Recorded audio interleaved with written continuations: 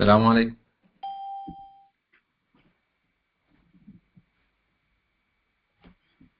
السلام عليكم ورحمة الله.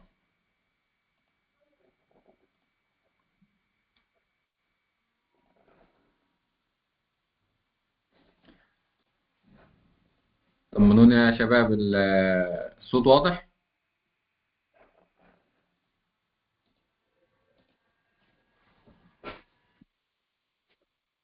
الصوت والشاشة واضحين؟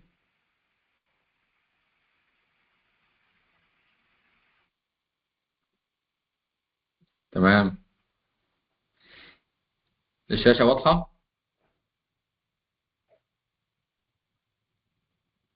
ممتاز ممتاز. نبدأ كده اليوم الثالث لينا في مبادرة الذكاء الاصطناعي بالعربي. مبسوط والله بالمشوار اللي خدناه مع بعض، وأتمنى تكون كانت رحلة مفيدة يعني. إن شاء الله يكون النهاردة ليها حسن الختام. في الشات عندنا. تمام، واضح واضح. دكتور إبراهيم، الله يكرمك يا دكتور. دكتور إبراهيم يعني صديق عزيز، ويعني مثابر لحد اليوم الثالث، دي حاجة عظيمة يعني بصراحة. كل الزملاء الموجودين معانا في المجموعة دي بصراحة أنا مبسوط بوجودهم يعني. فبشكرهم والله جدا، وبشكركم كلكم على التفاعل والمشاركة، سواء بالأسئلة أو حتى بالنشر بعد ما بنخلص. فدي حاجة بصراحة بشكركم عليها جدا يعني.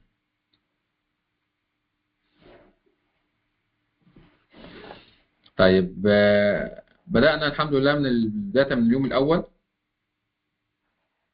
قبل ما ننسى بس، من اليوم الأول إحنا التاسكات أخبارها إيه؟ يعني في ناس كده بتزوغ من التاسكات. إيه أخبار التاسك بتاعتنا؟ كنا واخدين إن إحنا نعمل برزنتيشن عن الموضوع. في بصراحة ناس معانا عملت شغل محترم جدا. كان مين؟ طبعا الدكتور إبراهيم سبق وعملها وإحنا شغالين. وبعد حتى بقت على الشات فعلا، ساعتها أنا شفتها. حتى يمكن فتحت معانا في المحاضرة واحنا شغالين. دي كان دكتور ابراهيم عملها. بعد كده كان مين تاني؟ استاذنا محمد المعتصم عملها برضو. عمل درس عن النحو، وطلع جي بي تي فاهم نحو كمان، عفريت جي بي تي ده والله. مين تاني عمل شباب التاسك بتاعته؟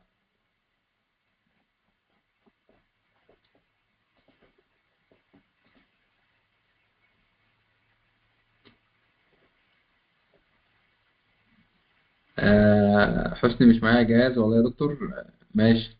ماشي يا حسني، طيب يعني اعملها وقت ما الجهاز ربنا يعينك يعني، عشان انت في الشغل.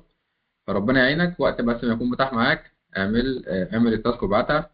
الجروب موجود معانا وشغالين على طول يعني، متابعين مع بعض ان شاء الله، حتى بعد ايه، حتى بعد النهارده يعني. الفكره بس ان احنا زي ما اتفقنا محتاجين يعني يبقى عندنا تدريب كتير، يعني براكتس كتير على المحتوى ومع الادوات، لان الموضوع حلو وجميل والحمد لله احنا خدنا خطوه فيه.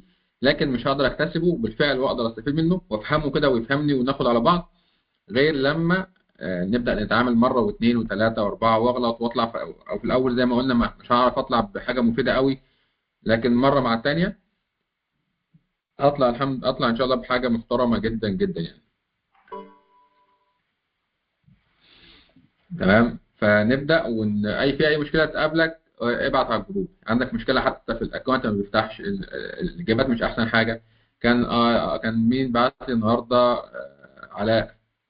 كان بعت النهارده بخصوص الاجابات او الاستجابات في ال 3.5 بتاع جي بي تي مش احسن حاجه. وطبعا احنا قلنا ان هو النسخه المجانيه من اي تطبيق عامه مش هيديك احسن اداء. هو بس عشان ايه؟ يعني تجربه بس كده، وايه ويجيب رجلك يعني، باختصار. عشان ايه؟ تحس ان هو فعلا مفيد، او تجرب ان هو مفيد. وبعد كده تبدا ايه؟ يقول لك بقى اشترك عشان تقدر تاخد اداء اقوى، واداء اقوى ونتائج افضل بكثير جدا من الاداء المجاني.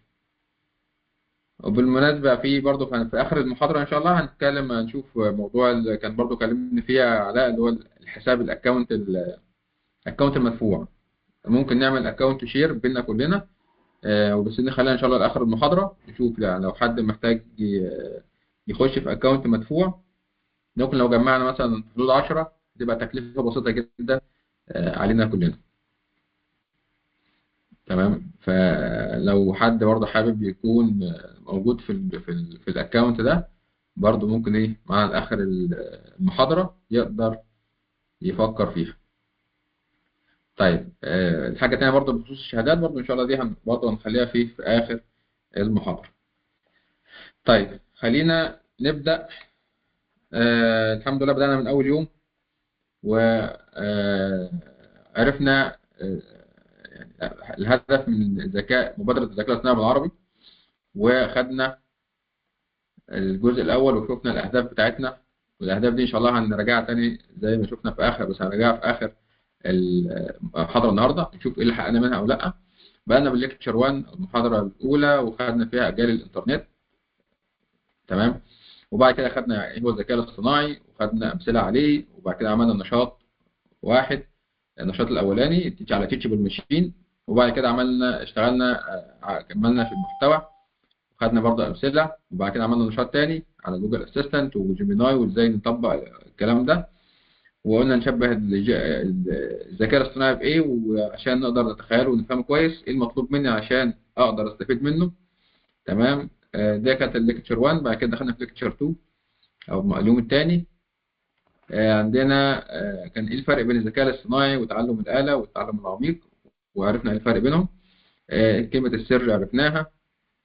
ليه بنستخدمه، مجالات الاستخدام، انواع الذكاء الاصطناعي، عرفنا النارو والجنرال والسوبر.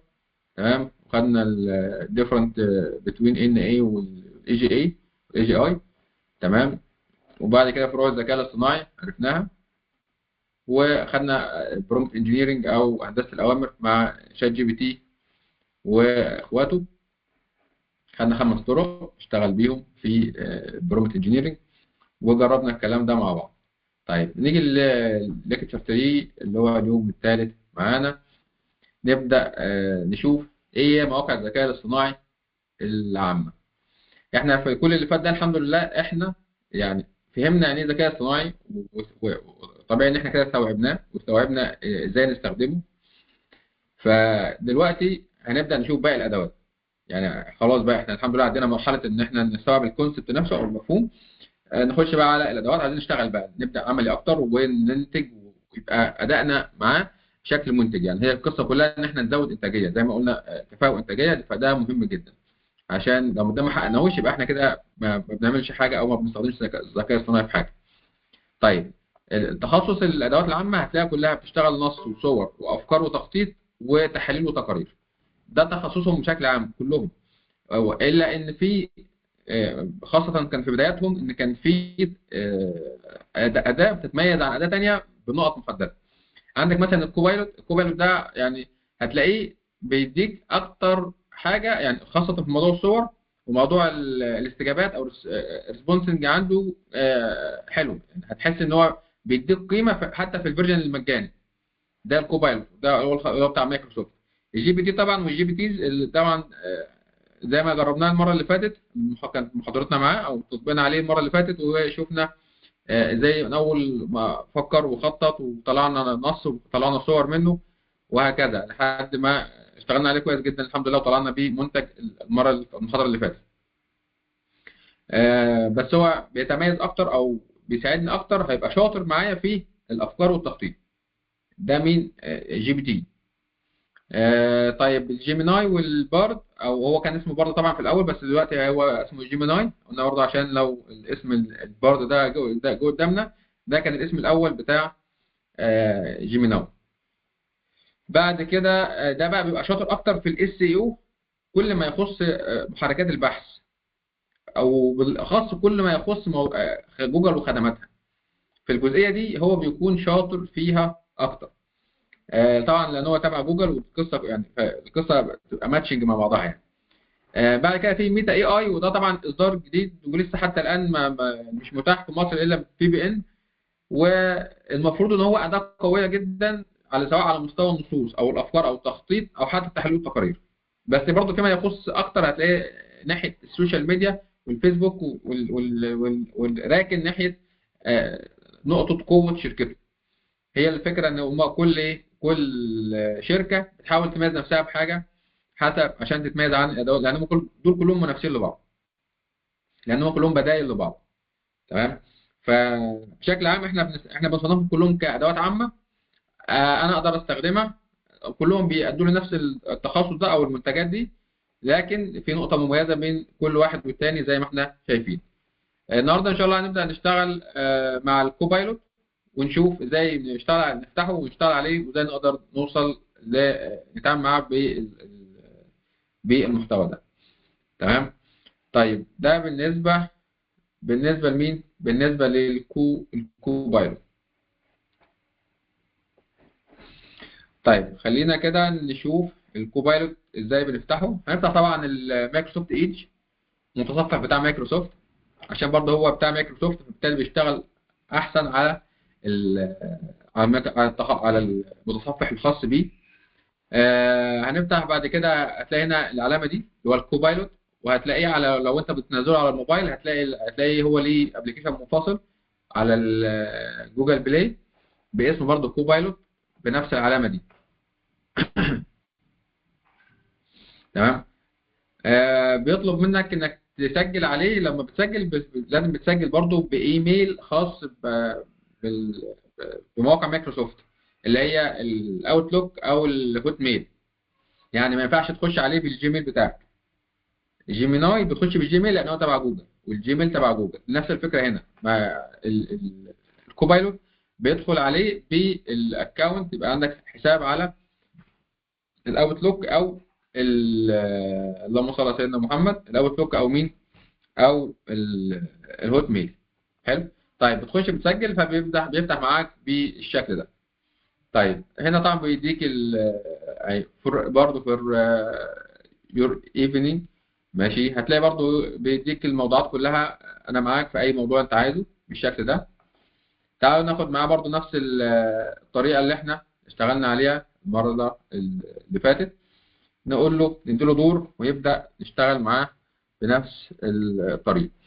تعالوا ناخد الموضوع بتاع البناء الضوئي عشان نقدر نقارن النتيجة هنا، من هنا لهنا أخبارها إيه؟ هل النتيجة دي زي دي، ولا الموضوع فيه في فرق؟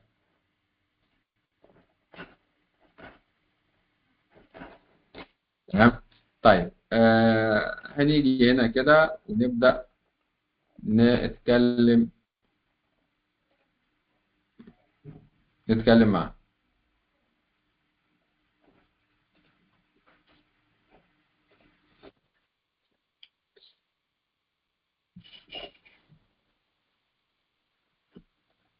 طيب هنيجي هنا هنقول له آه، نقول له بقى مساء الخير، السلام عليكم. بداية كده نشوف هيرد علينا برضه ولا لأ. زي وعليكم السلام برضو ايه، كيف يمكن مساعدتي اليوم؟ الصورة واضحة عشان برضو نكون على خط واحد. شباب اكدوا بس عليا الصورة واضحة.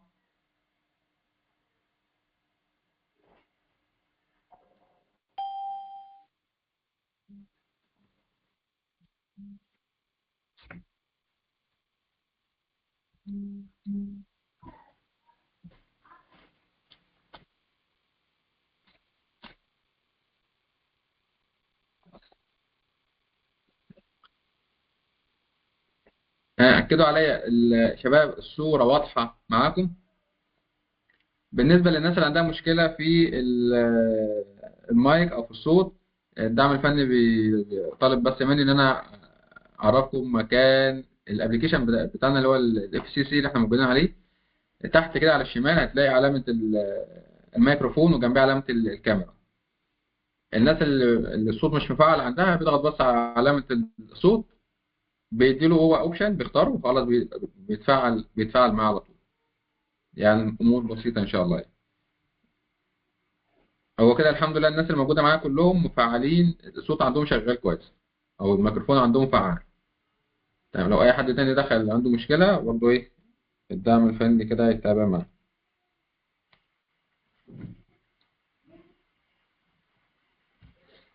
تمام. طيب الصورة كده تمام. كبرنا الشاشة، هي كانت صغيرة اهي من هنا كده، لا خليها كده اهي. عملنا. هقول برضو اديله دور زي ما خدنا، زي ما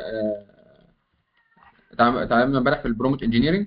انت دورك معايا دلوقتي مدرس علوم للصف الثاني الاعدادي. طبعا لو حد موجود ما كانش حاضر امبارح، يعني يتابع معانا، وان شاء الله لما يسمع المحاضره بتاع امبارح من الفيديو بتاعها هيعرف يعني ايه احنا شغالين دلوقتي، او احنا دلوقتي بنعمل ايه تحديدا. لان الحاجات دي احنا وضحناها امبارح، بنشتغل معاها ازاي، او برومت انجينيرنج، او طريقه شغلنا مع الذكاء الاصطناعي، او البلاتفورم عامه بتتم ازاي. يعني الموضوع ليه طريقه، مش اي اسئله بنديها له، او ما بيشتغلش معاه عشوائي يعني. لا، الموضوع بيبقى منظم، وانا عارف هندخل معاه بطلب ازاي وبقول له ايه. تمام. فانا اول حاجه بديله دور، بحدد دوره معايا. دورك معايا دلوقتي مدرس علوم الصف الثاني الاعدادي. تمام. كده انا بظبط. او قال لي رائع، ده انا نبدا ايه، ما هو الموضوع. برضه سال لي ايه الموضوع، هتلاقي بيتكلم برضه ايه بقى، بيتكلم في المختصر المفيد. زمان كان بيخش على طول بيكتب او بيدي نتيجه. دلوقتي لا، بيمشي واحده واحده وبيسال احنا ايه الموضوع. هقول له البناء الضوئي. الموضوع هنشتغل عليه هو البناء الضوئي. بدأ يشرح لي موضوع عملية البناء الضوئي، ويشرح لي العملية بشكل ايه، بشكل مبسط. طبعا الموضوع انا مختصره قوي. تمام. اقول له كده ديسلايك. اقول له دي نتيجة زي ما عرفنا امبارح. نتيجة ضعيفة جدا. ركز واديني شرح اكتر. او اقول له مش هيديني شرح، اقول له ركز ووضح لي، عشان برضو الكلام يعني برضو يفرق معاه. ركز ووضح لي الموضوع افضل من كده. قال لي ماشي، ما اعتذرش. جي بي تي كان بيعتذر. كوبايلوت ما بيعتذرش، قال لك ماشي يا عم، نشتغل على طول. نفس القصه. حلو، بس زود اهو، بدأ يشتغل اكتر. اداني نفس المعادله، اللي خدها اللي اداها لي هناك، وبدأ ايه يوضح الاهميه. تمام. طيب هقول له. طبعا احنا اتكلمنا في موضوع امبارح، فالنهارده ايه يعني هنتحرك اسرع. اقول له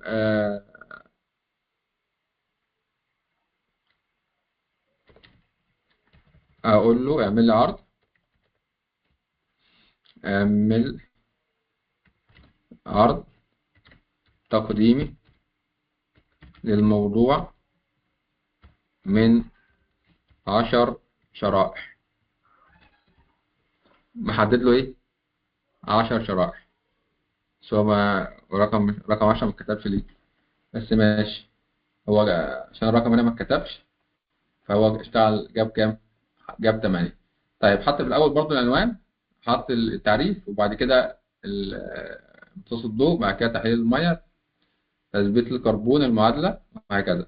ترتيبه عامه في المحتوى في كبرزنتيشن او كعرض تقديمي، بصراحه بيكون كويس جدا يعني.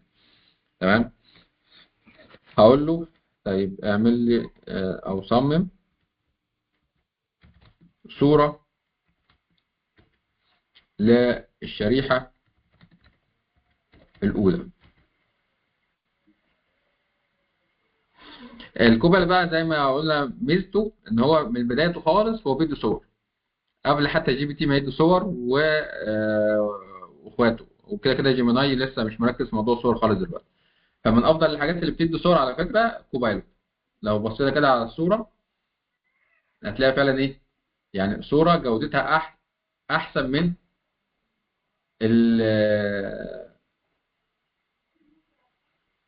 احسن من مين احسن من جي بي تي. حتى هناك الجي بي تي المفروض ان هو برضه كان المدفوع، اي نعم في جي بي تي او في جي بي تي خاص بالصور، بيطلع صور اداء احسن. لكن ده بيكون زي ما اتفقنا في المدفوع، لكن ده على المجاني على فكره، ده كده على الاصدار المجاني ومطلع الصوره بالشكل ده. تمام. هنا الشريحه الاولى كانت ايه؟ كانت عنوان الموضوع. طيب تعالى كده نشوف الشريحه الاولى. هقول له طيب صمم لي او صمم صوره للشريحه الثانيه.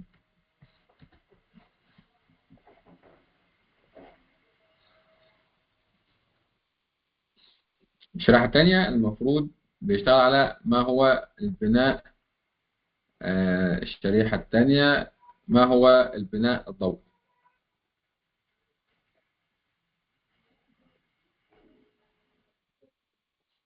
ده كده دخلها معمل تحاليل. أقول له لا ديسلايك. أقول له دي ملهاش علاقة أساسا بالموضوع. أنا محبط جدا منك. أنا زعلان منك يا كوبايلوت. اعتذر أهو، يعني احترم نفسه واعتذر. ماشي. اعتذر عن الإحباط الذي شعرت به. يبدو هناك خلل في توليد الصور في الوقت الحالي. اللي هو قال لي خلاص يعني سيبني، ده انا مرة أخرى في تصميم الصورة. طيب أقول له ممكن بقى أوضح له. أنا أديله وصف الصورة. تعالى كده نقول له صمم صورة تدل على عملية البناء الضوئي.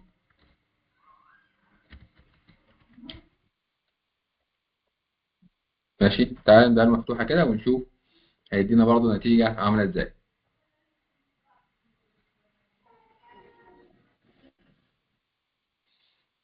بيبدأ هو يشتغل، يعني بدأ يقرب أكتر.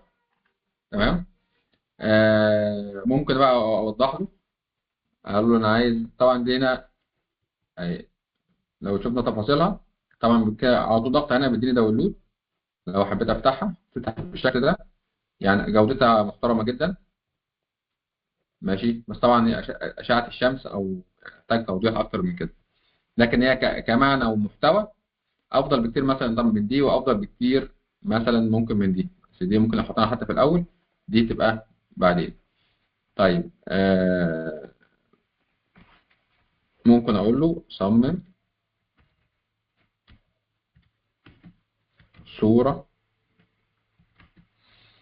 تحتوي على عناصر عمليه البناء الضوئي.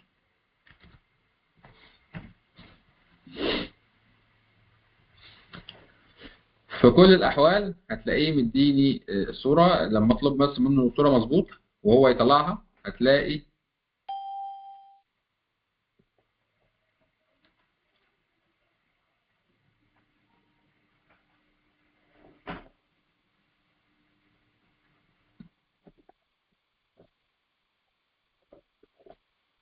بدأ برضو دمج الدنيا ببعضها. ماشي بالشكل ده. بس برضو الميزة هنا في جودة الصورة. كل الفكرة إن أنا أبدأ أوضح له جودة الصورة محترمة، لكن هي الفكرة إن أنا أوصل معاه لعملية أو الصورة تكون عناصرها واضحة. ماشي. أقول له لا خلي نبات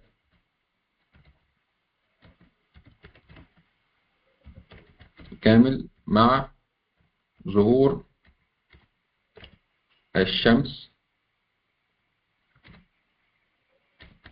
في الصورة بوضوح.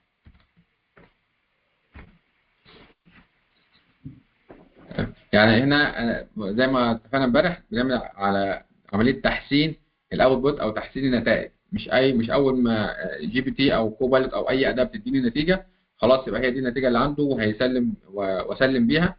لا خالص، انا ايه، احاول معاه مره واثنين واقول له واوجهه. تمام. ممكن اقول له على فكره بقى زوم ان وزوم اوت وبتاع، يعني الموضوع هو بيبقى فاهمني وقاري معايا. يعني دي هي بقت احسن، النبات اهو بقى كامل لو حملتها عشان تبان اهي. النبات بقى كامل ومدينا برضو جوده محترمه جدا، واشعه الشمس بقت اوضح من الاول. تمام. من الادوات على فكره اللي انا عملت بيها مشاريع وكانت حاجات الحمد لله، يعني طلعت شغل محترم جدا. من اول تصميم اللوجوهات لديزاينات خاصه بالمشروع بمكوناته، كان الكوبايلوت. يعني طبعا احنا بنستخدم اكتر من اداه عشان زي ما اتفقنا ما فيش اداه قويه او بتعمل كل حاجه. كل اداه عندها نقطه قوه في حاجه، فاحنا بنحاول نجمع ما بين نقاط القوه في كل اداه زي ما كنا بنوضح ايه في الجدول كده. تمام. وهكذا فقدمنا ايه، بدانا عملنا ايه او كده، بدانا بالتكست وعملنا برضه تحسين عليه. بعد كده بدانا بالصوره وعملنا برضه تحسين على الصوره لحد ما نوصل للي احنا عايزينه. ماشي. طيب احنا المره اللي فاتت او برضه امبارح طلبنا منه يعمل تمارين على الموضوع.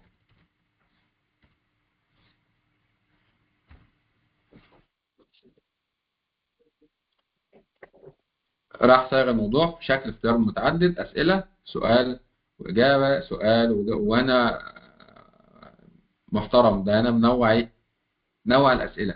امبارح طبعا هو اشتغل على كل الاسئله ايه، كانت تختار متعدد الاول لحد احنا ما طلبنا منه صح وغلط فعمل صح وغلط. لكن هنا هو نوع التمارين، بدأ بسؤالين اختار متعدد، بعد كده عمل سؤالين اكمل، وثلاثه صح او تمرين ثالث صح وخطأ برضه 2 2 2 يعني. واسئله مفتوحه اللي هي اسئله ايه، اسئله مقاليه. تمام. وهكذا ممكن تقول له لا، يعني انا اقول له لا يعني، لا اعمل 10 اسئله كلهم صح وخطأ.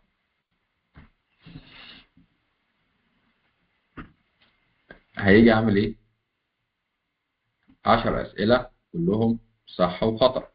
تمام. ممكن اقول له 10 اسئله كمان اختيار متعدد وهكذا. فانا بتحكم في الاوتبوت اللي انا عايزه، بس زي ما اتفقنا بكون انا فاهم الموضوع وفاهم تخصصه وفاهم شغلي. كل ما هقدر اطلع منه اداء كويس ونتيجه كويسه. يعني عشان كده احنا بنقول دايما لما حد بيسالني سؤال مين اكتر حد يقدر يستفيد من الذكاء الاصطناعي، اقول له الشاطر في شغله. الشاطر في شغله هو اكتر واحد يقدر يستفيد بقوه من ادوات الذكاء الاصطناعي، لان هو فاهم شغله كويس وبالتالي فاهم انه هيسال عن ايه، والاجابه زي ما عرفنا امبارح ان الاجابه دوره هو دور الذكاء الاصطناعي، وبالتالي اطلع منه افضل اجابه ممكنه لان انا ساله افضل سؤال ممكن، وبالتالي بوصل انا بمساعدته للهدف اللي انا عايزه. تمام. وهكذا لو اقول له اعمل لي نموذج للتصحيح، يعني المشكله ان هو بيعلمنا الكسل. يعني دي اسوأ حاجه شفت النموذج اللي هو انا مكسل اشوف هي ده صح ولا غلط وايه ويعني واتعب نفسي فيها يعني. فقلت له اعمل لي نموذج للتصحيح، فراح هو عمل ايه، هو طلب محترم اهو وقال لي بص دي صح ودي صح ودي خطأ، نموذج للاسئله السابقه. يعني هو مركز ان ده ايه، الاسئله السابقه، نموذج الاجابه. طبعا جي بي تي ساعتها ادانا النموذج على طول من غير ما نطلب منه يعني. تمام. فده ايه، ده بالنسبه للموضوع ده. طيب ده كده بالنسبه لاستخدام كوبايلوت واداء بتاعه زي ما شفنا. في التكست شغال وهيجيب معايا، لكن هو نقطه قوته في الصوره. يعني لو انت بتعمل برزنتيشن وعلى الفري حسابات الفري، يبقى تعمل المحتوى والتكست مع الشات جي بي تي، وتعمل الصور من هنا. هتطلع في الاخر محتوى قوي بالتكامل ما بين الاثنين. عندك تاني اللهم صل على سيدنا محمد، لقيت ان ده جايب معاك نص والصوره مفيش مشكله، التاني جاب معاك نص والصوره برضه مفيش مشكله، يعني الموضوع مفتوح. بس هي في الاخر مفيش اداه في الذكاء الصناعي كله قويه في كل حاجه، لازم بيبقى ليها نقطه قوه في حاجات محدده، والحاجات التانيه بتبقى شغال، بس ايه في منها اقوى في نقط تانيه. ده بالنسبه لمين؟ بالنسبه للكوبايلوت. طيب لو جبنا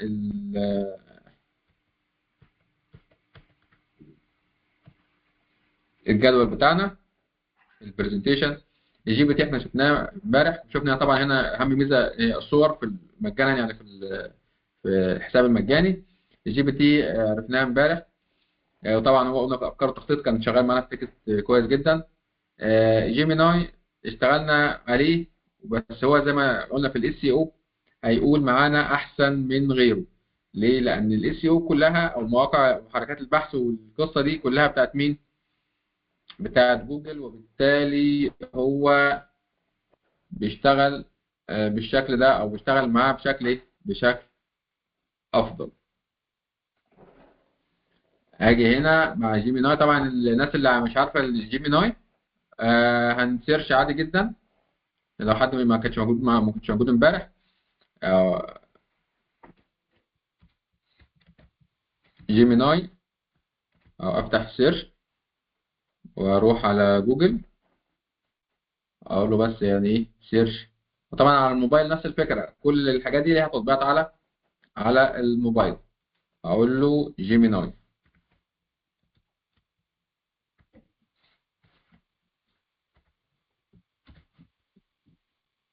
دي العلامه بتاعته اهي. اول ما اضغط عليه هيبدا على طول ايه؟ يفتح لي الحساب. طالما انا كده كده فاتح موبايل، وبالتالي يبقى انا مدخل الجيميل بتاعي، هيفتح معايا دايركت لان هو بيشتغل بالجيميل.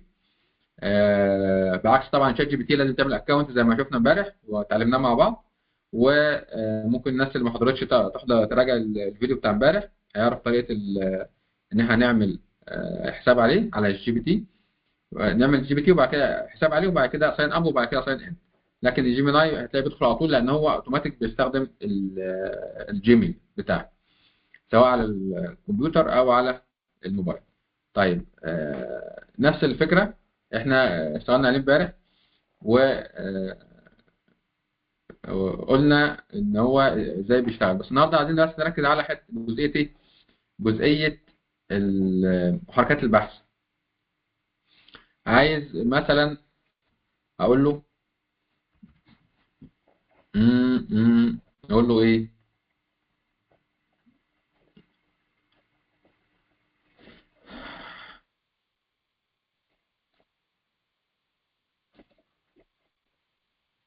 رفعت له صوره، فاجي بقى هنا اقول له ايه؟ اكتب لي.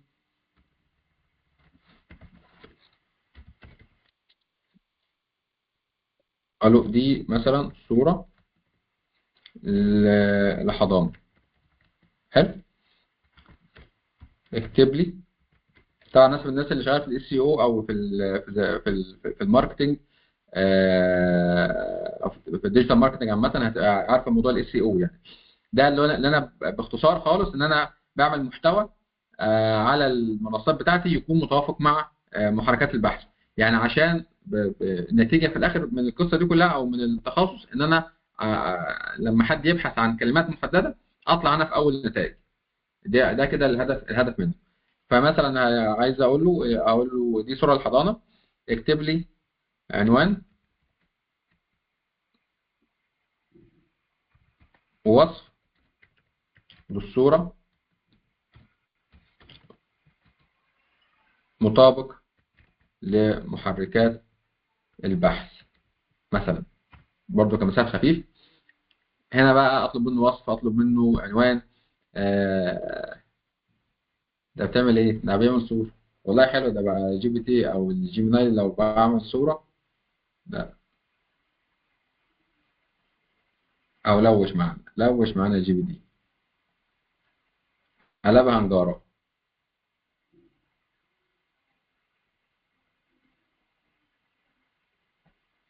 طيب، والله هو النتيجة حلوة. وجودة الصورة محترمة، بس هو ملوش يعني، بس هو ولوش جامد يعني.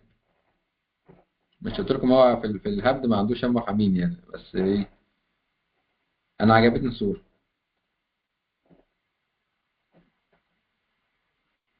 ماشي. عايز بس لسه بتحمل.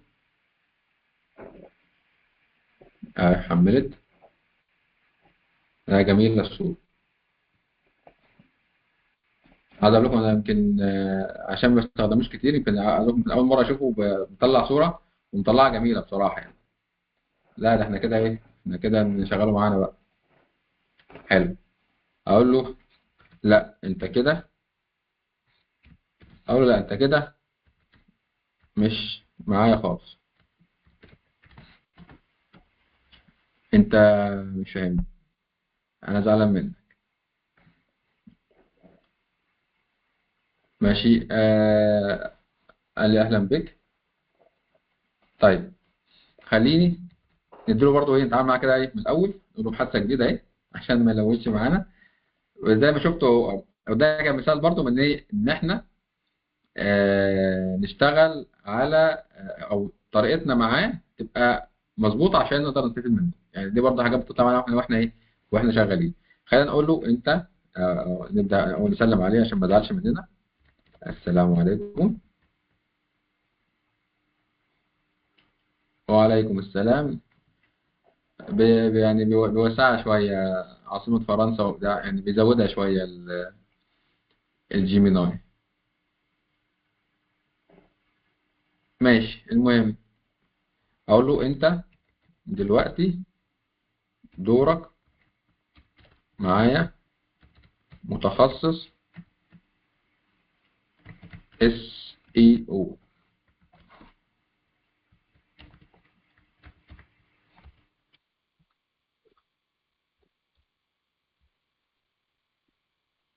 بس ندول دورك بس وايه، ونقف.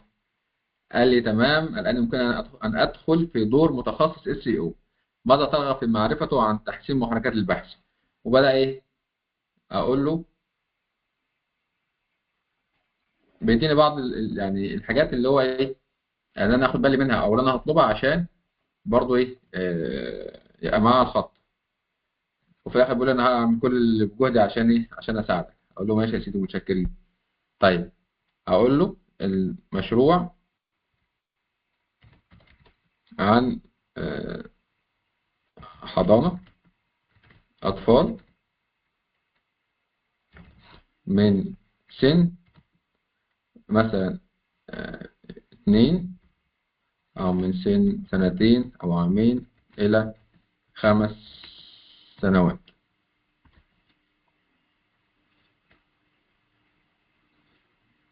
بدأ يتكلم. اقول له لا لسه ما طلبتش منك حاجة. زي ما قلنا، بيقول لي اعتذر، يبدو ان انا سألت سوء في فهم، ارجو توضيح الامر. انا اقول له لا، اسكت خالص لحد ما اطلب منك طلب محدد.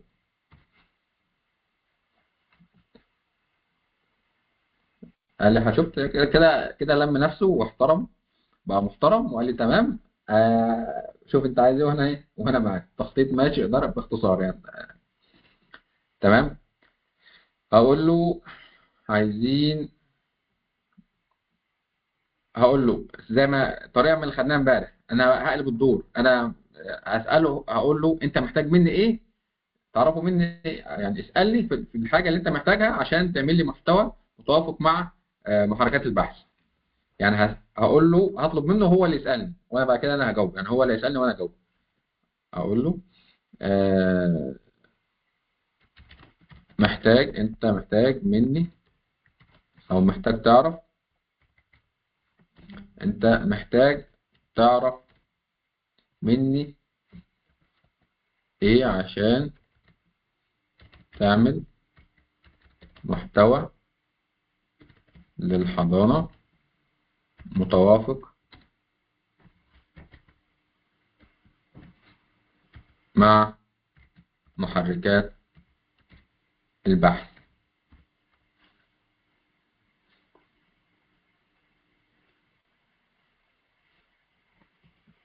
راح هو إيه؟ قال لي أنا محتاج منك معلومات عن الحضانة 1 2 3 4. ماشي. التميز، حتى يتميز بإيه؟ الأهداف والجمهور المستهدف. بصي، الكلام ده كلام دقيق جدا للناس اللي في الماركتنج وفاهمة يعني إيه ماركتنج يعني. كلام فعلا يعني محترم جدا، وكلام احترافي جدا جدا يعني. تمام. عايز اقول لكم، انت لو راح لايجنسي، يعني لو راح لشركه تسويق، هيسالوا الاسئله دي بالظبط على طول. اول حاجه كده هو اسئله التميز بالاخص، طبعا الحاجات دي بعد والله بالترتيب. حتى هو اكبر منافسين في المنطقه، وتفهم كل الكلام ده. حلو. وبعد كده الكلمات المفتاحيه او كي ووردز، ودي نقطه برضو مهمه. تمام. عشان كده قلت لكم هو في الجزئيه الخاصه بالاس اي او او محركات البحث، هو بيكون قوي جدا فيها، لان هي لعبه جوجل، وهو من جوجل، فبالتالي الدنيا ماتشنج جامد جدا مع بعضها. فده بالنسبه لمين؟ بالنسبه لجيميناي. تمام. وزي ما شفنا احنا برضو هو شغال في موضوع الصور، فانا عايز نجربه تاني في الصوره. اقول له الحضانه، اسم الحضانه مثلا سميها مثلا جنة الأطفال، وليكن يعني جنة الأطفال. عايزك تصمم لي لوجو مناسب ليها، نشوف هيلوش ولا هيشتغل معانا مظبوط.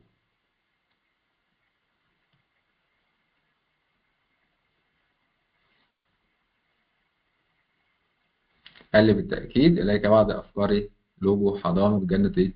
جنة الأطفال. وبدأ إيه؟ هيبدأ يدينا أفكار خاصة بالموضوع. والله أنت محترم. أقول له لا ده مش حلو،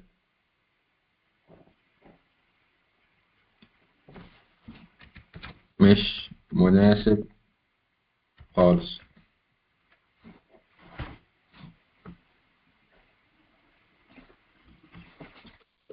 تعال نجرب معاك كده. أنا محبط منك، أقول له أنا زعلان. أنا زعلان جدا. دي نتيجة ضعيفة. أقول له ركز وصمم لوجو أفضل من كده.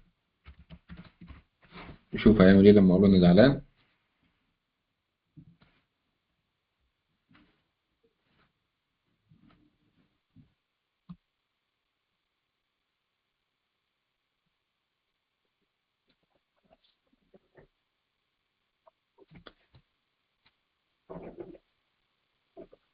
يعني هو تقريبا بيكملوا واحدة بواحدة. ماشي خلاص. أقول له خلاص سيبك من اللوجو، طب أنت لوشت في اللوجو، يعني الحاجة اللي تلاقيها هو ما جابش فيها خليه. أقول له خلاص، اعتبر إن دي عديها، وأقول له إيه؟ صمم لي أو اعمل. أقول له اعمل تصميم. اعمل تصميم بألوان، نقول ألوان زاهية. حلو. مناسب للحضانة. خلاص، عشان ما نزنقوش في حتة اللوجو، لأن اللوجو إيه؟ زنقة يعني، يعني مهمة أصعب من التصميم. نشوف هيعمل إيه ويشتغل إزاي. فكرة برضو إن أنا أكون فاهم المهمة نفسها وتفصيلاتها، وعارف إيه المهمة يعني الصعبة والمهمة الأسهل. زي ما اتفقنا كل ده هيبقى إيه؟ هيبقى للناس اللي شاطره في شغلها، هي تبقى فاهمه الكلام ده وفاهمه تفاصيل كل تاسك عامله ازاي. ادانا برضو تصميم، هو تصميم اطفالي وحلو ماشي، بس هو ما اعرفش هو ليه رامي على الانتيريور ديزاين يعني، تحس ان هو كان شغال مهندس تصميم، مهندس ديكور قبل كده. حلو. آه ماشي، بس الصوره يعني بصراحه جوده الصوره حلوه، هو لو يظبط ويطلع نتيجه حلوه هيبقى ممتاز. بس عشان عايزين بقى نوصل معاه للمرحله دي، فنبدا بقى ايه بالشكل ده، نيجي بادئ بقى معاه من الاول. التفاصيل كامله عن الحضانه او عن المشروع بشكل عام، سواء حضانه او اي كوميرس او ويب سايت لاي تخصص او لاي شركه. ابدا بقى اتكلم معاه الموضوع وارفع له اللوجو بتاعي، انا اللي اديله بقى، ابدا اغذيه بالمعلومات وابدا بعد كده اساله. ف يعني اتوقع ان هو هيدينا نتائج احسن من كده بكتير. فانت لما تلاقيه بيلوش كده، اي منصه تلاقي لوشت معاك، ابدا انت ايه، خلاص ابدا معاه من جديد، شات جديد، محادثه جديده، وتبدا تديله ايه انت المحتوى ماشي، وتعرفه بالمشروع اللي هتشتغل بيه وتفاصيله يعني. ابدا عرفه وفهمه، وبعد كده اطلب منه، هيديك نتائج احسن من كده. تمام. لكن كاداء صور بصراحه ممتاز، دقتها حلو. تمام. ده بالنسبه لمين؟ بالنسبه لجيميناي.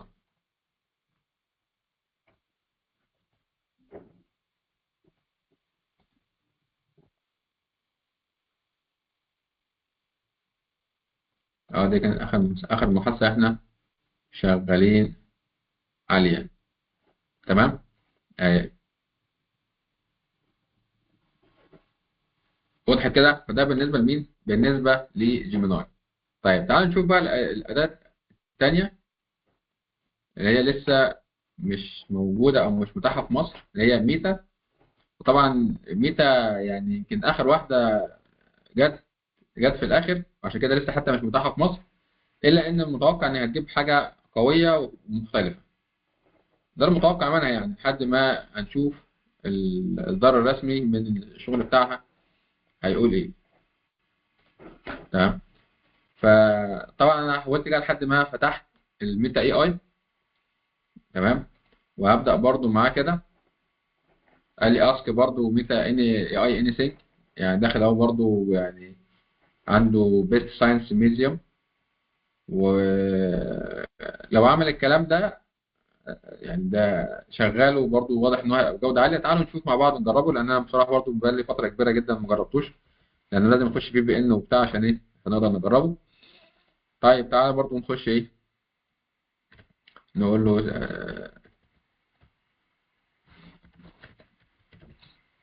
السلام عليكم. اول ما ظهر ساعتها ما كانش بيتكلم عربي بتاعه كان مكسر.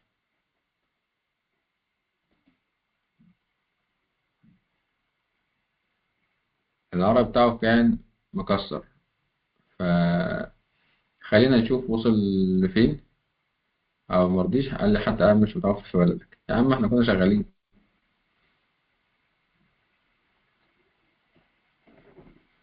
ايوه.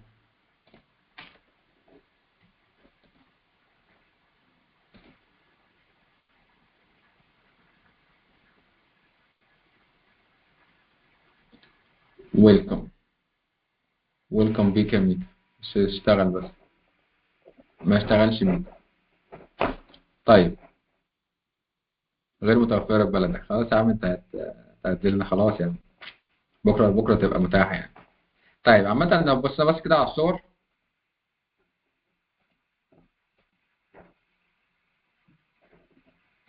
يا عم هنبص بس على الصور طيب وهنمشي، يا عم خلاص هنبص على الصور ونمشي برضو.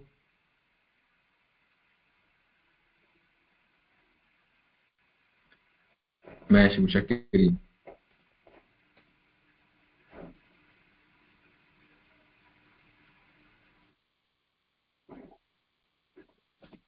مش هسيبك برضو، هنبص على الصور. جودة الصور اللي طالعة دي المفروض ان دي نماذج من الصور اللي هو مطلعها.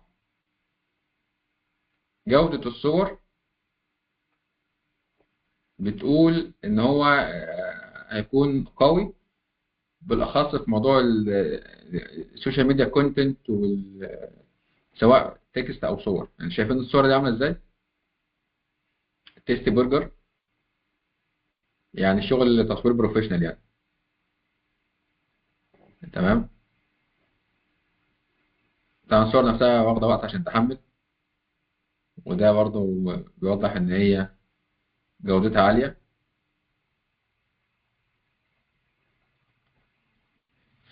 ممتاز. طيب لحد ما يتاح احنا عرفنا حاجة يعني اسمها ميتا اي اي، وعرفنا ان هي كامينج سون يعني قريب تبقى عندنا ان شاء الله، وهتبقى تساعد جدا طبعا الناس اللي بقى سوشيال ميديا سبيشاليست، والناس اللي هي بتعمل سوشيال كونتنت والكلام ده، هيريحوا جدا يعني. بس ان شاء الله ايه يجي معنا. لا ده بصراحة انا منتظر اشوف الصور. لا شايفين الصورة مثلا بتاع تيست ديزرت دي؟ لا بصراحة حاجة محترمة جدا. ممتاز. حلو. طيب وعرفنا يعني متوقع برضه مستواها عامل ازاي، وشفناها بالشكل ده. تمام. ده اللي هو لما نخش على الميتا اي اي بشكل الرئيسي بتاعها. ماشي. هتلاقي بقى الفيتشرز اللي بيقولها حلو، يعني العناصر اللي بتتكلم عنها مبدئيا ممتازة، وشفنا نماذج من الصور بتقول ممتاز. حلو. طيب ده كده بالنسبة لإيه؟ بالنسبة للأدوات بتاعتنا حتى الآن. جي بي تي وكوبايلوت جي بي تي وجيميناي وميتا اي اي، عرفنا تخصصهم وانتجنا بيهم، وشفنا اهم ميزه من كل واحد. طيب بعد كده عندنا هيبقى في مواقع وكورسات اضافيه نقدر ايه يعني نستعين بيها عشان نزود من معلوماتنا عن الذكاء الاصطناعي، ولو حابين كمان نكمل في الموضوع يعني. في عندنا يعني المنصه بتاع اي تي اي بتاع وزاره الاتصالات، في عندها في كورسين موجودين، حاجه اسمها الذكاء الاصطناعي للجميع، وحاجه اسمها الذكاء الاصطناعي للمبتدئين.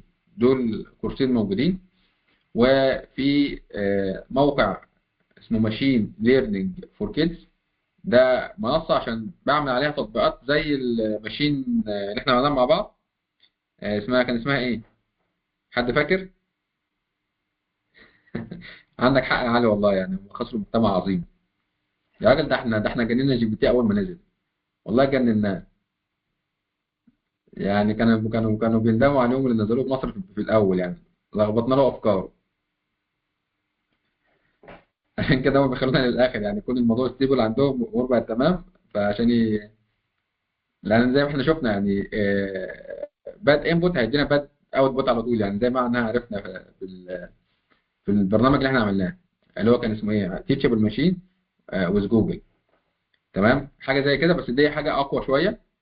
تمام. ماشي. دول كورسين، ودي برضو اداه ثانيه نفس القصه، استوديو كود دوت اورج، وبرضه فيها كورسات وفيها منصه يعني ان انا اقدر اعمل عليها تطبيقات الماشين ليرنينج او التعلم الآلي. جميل. ده بالنسبه للتطبيقات او المواقع الثانيه. ان شاء الله احنا برضه هننزل برامج ثانيه وكورسات ثانيه في اي اي اكاديمي العربي، برضه حاجات متخصصه زي السوشيال ميديا سبيشاليست، اللي هو بيطلع منها يشتغل حد بيمسك الصفحات الفيسبوك من أول إدارتها، المحتوى اللي عليها، للجدولة، للردود، لكل التفاصيل. تمام. وفي حاجات خاصة بالكونتنت كريشن، ده تخصص تاني مستقل. وفي برضه بعض البرامج التانية إن شاء الله هتلاقيها بتنزل تبان على صفحة AI Academy in Arabic يعني، فبرضه نتابعها ونشوف اللي هينزل جديد منها أول بأول. وطبعا يعني نكون سعداء إن احنا نشوفكم تاني وتالت في البرامج اللي هتنزل يعني.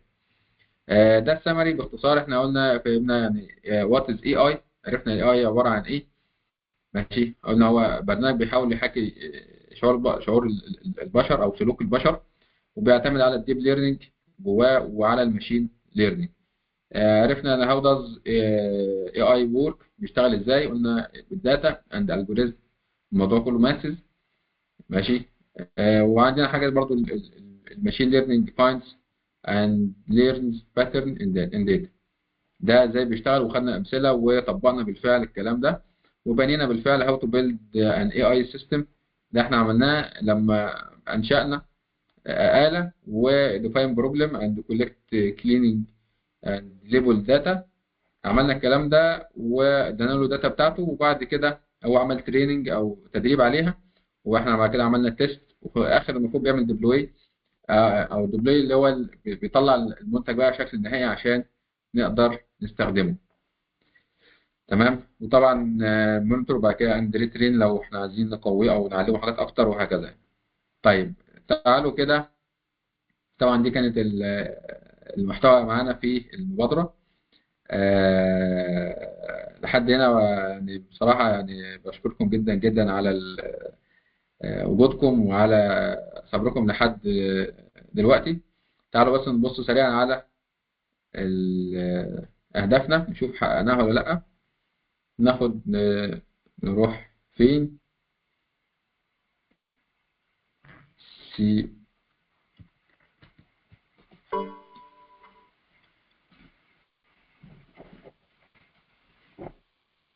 دي الأهداف بتاعتنا. عرفنا أول حاجة الأجيال، التعرف على الإنترنت، الحمد لله عرفناها، حققنا الهدف ده. عرفنا يعني ايه ذكاء اصطناعي، وهل الطبيعي نخاف منه ولا لا، وعرفنا وفهمنا الحمد لله الكلام ده. عرفنا نشبه الذكاء الاصطناعي بايه عشان نقدر نتخيله بصوره واضحه. عرفنا ايه المطلوب مني، تمام، عشان اقدر استفيد منه.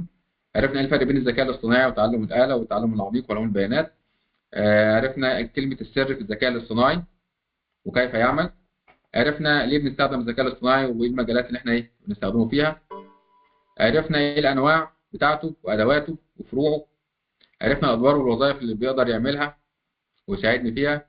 عرفنا اهم ادواته اللي ممكن تفيدني في مرحله اولى زي ما خدنا الادوات العامه. بدانا معاه من الاول شات جي بي تي وباقي البرامج العامه، وبعد كده زي ما اتفقنا في برامج كتير جدا ومواقع كتير جدا متخصصه بناخدها طبعا في الدبلومات المتخصصه بتاعتها. وبعد كده رتبناها وانشانا حساب فعلا على اكتر من منصه، على جي بي تي وعلى جيميناي وعلى ايه تاني، جي بي تي وجيميناي وكوبايلوت، واشتغلنا عليهم. انت طبعا حاولنا نشوفه بس عملنا فحصناه بس كده سريعا، وطبقنا عملي وانجزنا مهام الحمد لله، وعملنا تاسكات بالادوات دي. كده مطلوب مننا التاسك الاخيره ان شاء الله في معانا، اللي هي هنعمل برزنتيشن عن موضوع محدد. بس انا عندي دلوقتي بقى عندكم ادوات اكتر من اداه، يعني نلاقي بقى تكست كويس جدا، نلاقي صوره كويسه جدا، نلاقي محتوى محترم باستخدام الادوات الذكاء الاصطناعي. كده احنا قادرين دلوقتي، الطبيعي دلوقتي احنا قادرين نعمل محتوى قوي جدا بالادوات اللي احنا خدناها. زي ما قلنا احنا بنتكامل عشان نوصل للنقطه دي، او نقدر نطلع بالاخر بمنتج قوي. في حاجه في فيديو علي بيقول عدم الصراحه عن الموضوع ده. ماشي. عامة لو في أي حاجة يا ريت علي تبعت لنا اللينك على الجروب على الواتساب عشان كلنا نستفيد منه. أي محتوى قوي مفيش مشكلة يا شباب، أي محتوى قوي نحط اللينك بتاعه على جروب الواتساب عشان كلنا نتعلم ونستفيد. ده هدفنا كلنا، سواء معلومة من عندنا أو من بره، إحنا هدفنا في الآخر إن إحنا نتعلم. تمام. فما فيش أي مشكلة خالص، نحط اللينك على الجروب. دكتور إبراهيم عمل تصميم، بس التصميم هو التصميم حلو يا دكتور ابراهيم، بس طلع مطلوب، يعني المطلوب ولا تلويشه؟ بس يعني هو شكله كده من جيميناي، اتوقع يعني. اتوقع سليم ولا جبته من كوبايلوت؟ اه يعني اتوقع سليم من جيميناي. يعني الجوده دي كانت في جيميناي. ممتاز جيميناي. حلو، هي فعلا الجوده دي كانت طالعه من جيميناي. ده كلام عظيم جدا، ودي حاجه بصراحه يعني انا مبسوط ان احنا حتى واحنا موجودين اهو بدأنا ايه، ننتج بالادوات بتاعتنا. ما قلتليش تلويشه ولا ولا مظبوط. بس زي ما اتفقنا، هي حتى لو بيلوش معانا معناها ان لا، هو ما خدش داتا كافيه، ما فهمنيش لسه. دي معناها ان هو ملوش او بيهبط معايا في اي حته او في بره الموضوع. فهنا لا، يبقى زي ما اتفقنا افتح شات جديده واديله الموضوع من البدايه كده بمعلومات كافيه عشان هو يبدا يترجم معايا ويبدا يمشي معايا على نفس الخط. تمام. فبجد برافو يا دكتور ابراهيم على المنتج الجميل ده، حتى لو كان تلويشه برضه. ماشي، ممتاز. طيب فاحنا كده قلنا ايه هيبقى عندنا اداه ان احنا نعمل ايه، نطلع محتوى قوي بقى، يعني حاجه محترمه بجوده عاليه، ونبعتها بشكل برزنتيشن او بشكل محتوى. يعني المفروض ان اداء البرزنتيشن دي مهاره اضافيه، ان انا اكون عارف باوربوينت واقدر اجمع صوت مع صوره زي الكلام ده، زي مثلا البرزنتيشن اللي انا عامله ده معمول على الباوربوينت. فدي المفروض دي مهاره اضافيه. وبالتالي انا محتاج عشان اشتغل تكنولوجي بشكل مستوى محترم، اكون عندي كذا اداه وكذا مهاره، وفي الاخر اربط ما بينهم بتكامل عشان اقدر اوصل لمستوى عالي من الاداء والانتاجيه. والموضوع مش صعب، يعني الموضوع كله بسيط، بس يعني هو بيحتاج مجهود شويه في الاول. بعد كده هتلاقي المجهود اللي استثمرته في الحاجه دي بيرجع لك اضعاف اضعاف اضعاف قدام. تمام. السكان ده او الكيو ار كود ده، لو مسحناه بيطلع لي عندي كل المنصات الخاصه بالاي اي اكاديمي، سواء على الفيسبوك او تليجرام او تيك توك او السناب، كل المنصات الخاصه بالاي اي اكاديمي. فيا ريت نعمل سكان ونخش نعمل فولو ومتابعه على اي اي اكاديمي الارابيك، لان هي الراعي الرسمي لينا في مبادره الذكاء الاصطناعي بالعربي. دي نقطة بالنسبة للكانفا، بتقدم كل ما يقدمه الباوربوينت بشكل احترافي أكتر. هقول تاني، ده غادة ممتاز يا غادة. الكانفا برضه فعلا بتدي برزنتيشن محترم. المهم في الآخر يكون عندي أداة للبرزنتيشن، سواء كان الباوربوينت، سواء كان الكانفا، سواء كان البريزي. طبعا البريزي ده من الأدوات القوية وموجودة من زمان. سواء كان إيه تاني يا ربي، كان في ادوات تانية كتيره، كلهم بتوع برزنتيشن، كلهم بدائل، كلهم برزنتيشن. المهم انا يكون عندي اداه قويه انا بشتغل عليها كويس، اقدر احط عليها المحتوى، او اقدر اعمل بيها المحتوى بتاعي. وضحت؟ ده اللي انا محتاج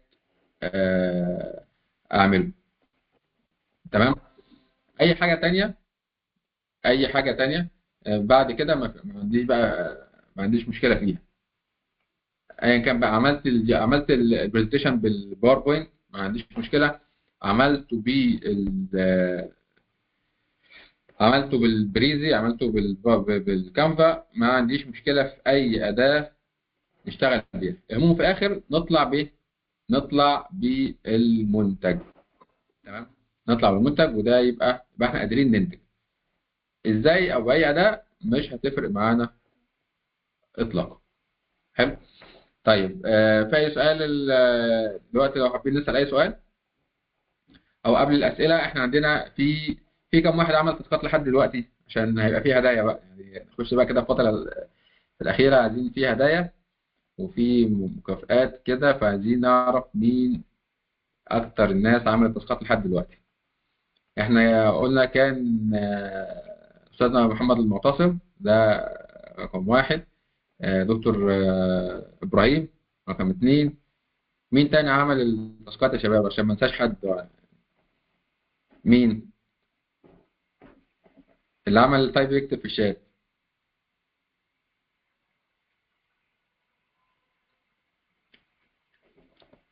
اللي عمل التاسكات حتى الآن المطلوبة يكتب في الشات يعني. عايزين حد تالت. ها، فاطمة وليل. طب فين يا فاطمة؟ فين يا فاطمة الشغل بتاعك؟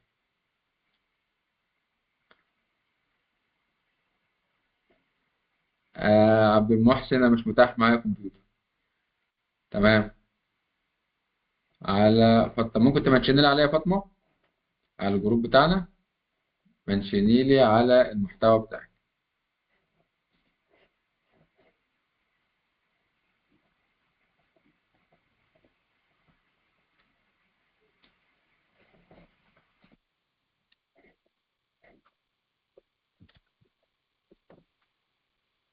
تمام. مين تاني يا شباب؟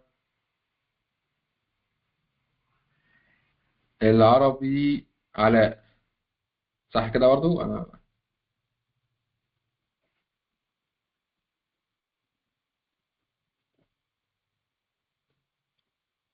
المهندس علاء. تمام تمام، ده برضو من فعلا من الناس اللي بعتت الشغل بتاعها على الجروب.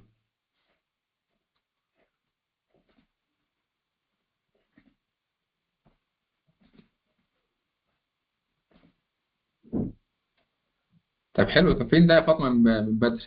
اه ده انت ازاي عاملاه النهارده صح كده؟ عاملاه النهارده يا فاطمة، ده الكوبايلوت بتاع النهارده. جميل. عامة بشكرك على مجهودك وانك انت عملتيه دلوقتي. حلو. احنا كده عندنا. تمام تمام. طبعا والله بشكركم كلكم على المجهود اللي عملتوه. كده احنا في ثلاثة، وفاطمة برضو يعني عشان الناس المجتهدة برضو معانا. ودول ان شاء الله هيبقى ليهم شهادات مجانية من الاي اي اكاديمي بالكورس بتاعنا اللي احنا خدناه في المحتوى المبادرة. تمام. يبقى كده في عندنا أربعة يبقى ليهم شهادات مجانية من اي اي اكاديمي ان ار. وبجد بشكركم جدا. والباقيين لو حد برضو محتاج شهادة يبعت لنا. برضو احنا الناس اللي حضروا معانا في المبادرة ليهم تعامل خاص وليهم خصم خاص حتى على أي تكلفة، سواء في الشهادات أو في اللهم صل على سيدنا محمد، أو في الكورسات حتى اللي بنقدمها إن شاء الله بعد كده. النقطة اللي بعد كده، لو حد حابب يكون ينضم معانا السفراء الذكاء الاصطناعي، سفراء المبادرة، كل واحد يكون في مكانه أو مع بين أصدقائه، يبقى يساعدنا إن إحنا نوصل لناس أكتر يتعلموا معانا ونوصل لهم الذكاء الاصطناعي وأدواته وإزاي يستخدموه وإزاي يستفيدوا منه. فيا ريت يعني برضو لو حد حابب ينضم معانا في سفراء المبادرة، سفراء مبادرة الذكاء الاصطناعي بالعربي، كل واحد في مكانه، في شغله، في دراسته، في كليته، في جامعته، كل واحد في مكانه. أكيد كلنا أصدقائنا، مجتمعنا لسه محتاج، ولسه الموضوع بالنسبة لنا بعيد، والمشكلة إن هو خطير جدا يعني. ومحتاجين كلنا نتعلم الحاجات دي عشان احنا أولا، وعشان ولادنا، وعشان إخواتنا، وعشان مجتمعنا كله يبقى على الخط، ما يبقاش في الماضي او يفوت القطر. يعني زي ما كان قال برضو واحد من الناس اللي كان في البودكاست الجميله، قال المشكله انه لو القطر بتاع الاي اي عدى، مش هيعدي من قدامنا، ده هيعدي علينا. فكان تعبير لطيف منه. قال لك والله ده لو ما عدى من قدامنا، ما لحقناهوش او ما ركبناش فيه، ده مش هيعدي قدامنا، هيعدي علينا. وده فعلا يعني تعبير في محله جدا يعني. شكرا جدا يا حسني. وجزاكم مثله، ربنا يبارك فيك. اتمنى والله يكون فعلا كان في محتوى، كان في اضافه على قد ده تعبكم وجهدكم وصبركم ووجودكم معانا. آه، جميل. فاطمه ابو ليف اكيد مدرسه صناعيه. تمام ممتاز يعني. اهلا بك يا فاطمه، وكل الطلبه في المدرسه والمدرسين كمان يعني والاداره. مفيش اي مشكله. اي حد تاني يا شباب في مؤسسه حابه تنضم لينا في المبادره، ده زي ما قلت لكم، دي مسؤوليه علينا كلنا، ان احنا نوصل المعلومات او المبادره والمحتوى بتاعها لكل لكل مجتمعنا، وبالاخص الشباب، سواء الموجودين حاليا او الجيل اللي طالع. تمام. ف لينكد ان موجود، سواء بتاع الشخصي او بتاع الاي اي اكاديمي، على الكيو ار. بس بتاعنا الشخصي هتلاقيه هبقى ممكن ابعته لكم على الجروب.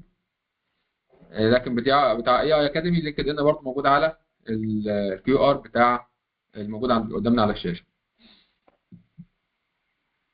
استاذنا محمد المعتصم، انا بشكر حضرتك جدا على على وجودك معانا وحضورك واهتمامك والله لحد اخر المبادره، وكمان نشاط حضرتك مبادر جدا ما شاء الله بالنشر وبالتعريف بالمبادره. انا بشكر حضرتك والله جدا يعني. شكرا يا دكتور على مجهودك. علي سعيد، شكرا لك يا علي وشكرا على مجهودك، و يا ريت كلنا نكون موجودين مع بعض في موضوع سفراء مبادرة الذكاء الاصطناعي عشان نقدر نوصل المحتوى لأكبر عدد ممكن. غادة، شكرا ليك يا غادة. العربي، علاء، آه، الله يكرمك بالتوفيق يا رب لنا كلنا. شكرا لكل الموجودين. بالنسبة للناس اللي بتسأل على الشهادة، بالنسبة لتكلفة الشهادة للناس اللي هو برضو معانا في المبادرة، لأن التكلفة الأساسية بتبقى 250، لكن في الناس اللي حاضرة معانا في المبادرة فبتبقى بيبقى فيها خصم 200 جنيه عليها، فبتبقى بس برسوم بسيطة جدا اللي هي بتبقى 50 جنيه بس للحصول على الشهادة بتاعة المبادرة. ودي لو حد محتاجها قولوا لنا برضه ايه، في استمارة خاصة بيها بنحطها على الجروب وعشان بنسجل فيها، دي بتبقى خاصة بالحصول على الشهادات. شكرا جدا دكتور انتصار، يعني ما ينفعش انسى حضرتك يا دكتور انتصار. بشكر حضرتك والله جدا. حضرتك دكتور انتصار من الناس الموجوده معانا من زمان جدا في اكتر من كورس واكتر من تدريب، فشكرا جدا. شكرا جدا يا دكتور انتصار، واتمنى والله يعني يكون التدريب ده فيه اضافه او فيه جديد يعني. طيب يا علاء الصغير، سامحوني انا في موضوع الالقاب، انا من الناس اللي مش من مدرسه الناس اللي بترفع القاب خالص، بس يعني سامحوني احنا يعني يعني احنا يعني اعتبروني او ممكن لو تقبلوني صديق لكم يعني، فنتكلم او لو حد سقط منه اللقب بتاعي رجاء يعني ايه ما يزعلش مني يعني. يعني مثلا لما اقول علاء، انا طبعا اول تعرف احيانا كتير بقى متردد طب اقول علاء ولا اقول ايه، طيب بس في الاخر زي ما قلت لكم يعني، يعني لو تقبلوني صديق يعني نتكلم، او حد وقع منه لقب فايه، حبيبي الله يعزك الله يعزك الله يعزك يا علاء، بارك فيك. وبعدين برضو انت النهارده كاتب العربي علاء، انا قلت ده حد جديد، فانا مبسوط والله. فاطمه ابو ليل، يا ريت دكتور، يا ريت تسجيل. تسجيل ايه يا فاطمه؟ تسجيل ايه؟ قولي تسجيل ايه. طب بنزل لو على تسجيل المحاضره، احنا بنزلنا المحاضره الاولى والثانيه والثالثه ان شاء الله تبقى جاهزه بكره، تبقى ثاني يوم. تمام، تسجيل المحاضره ان شاء الله هيكون كده، احنا نشرنا المحاضره الاولى والثانيه والثالثه ان شاء الله دي هتكون موجوده بكره باذن الله. تمام، مفيش اي مشكله، وبرضه لو نسمع المحاضرات ولو في اي سؤال انا موجود معاكم تحت امركم في اي وقت. تمام. ف انا بعت لكم الجروب بتاع سفراء مبادره، سفراء المبادره، عشان ده بيكون ليها تعامل مختلف، وبرضه زي ما هم بيدعمونا احنا بندعمهم، بنعمل لهم تدريبات برضه مجانيه فيما تخص مهارات محدده تبقى مفيده بالنسبه لهم. فبرضه بحيث برضه يبقى الاستفاده متبادله، هم يعني بيدعمونا واحنا ندعمهم، ويبقى الدعم متبادل وكلنا ناخد بيد بعض وناخد خطوه لقدام. فبعت لكم برضو ان شاء الله الجروب الخاص ب سفراء مبادره الذكاء الاصطناعي، والفورم الخاصه بتسجيل الشهادات. يا ريت. حسني، وحسني من الناس اللي معانا من ايام المبادرات القديمه، وكان برضو من الناس المبادرين واللي كانوا مشاركين معانا في الوصول لجهات مختلفه في وجه قبلي بالاخص كمان. بشكرك جدا يا حسني على وجودك دايما ومبادرتك في بذل المجهود ونشر المبادرات اللي بنعملها يعني. كل الشكر والاحترام والله ليكم، وسامحوني لو على اي حاجه يعني حصلت مني سواء بقصد او بدون قصد، فسامحوني عليها. بشكركم جدا، وسعيد والله إن إحنا وصلنا الحمد لله للنقطة دي مع بعض، ونتمنى دايما ناخد خطوة. احتجتوا أي حاجة تحت أمركم في أي وقت. أشوفكم دايما يا رب على أحسن حال، ويعني أشوفكم دايما على خير إن شاء الله. وابعت لكم زي ما اتفقنا المحتوى أو الجروب بتاع السفراء وبتاع الشهادات، لو احتجتوا أي سؤال أو أي حاجة تانية خارج المحتوى تحت أمركم في أي وقت. شكرا جدا. حاضر، هنبقى حاضر يا غادة.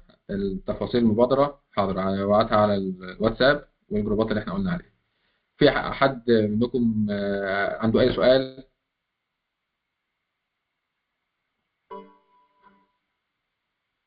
تمام. تسلم يا غادة، وشكرا جدا ليكم. أشوفكم دايما على خير. السلام عليكم ورحمة الله وبركاته.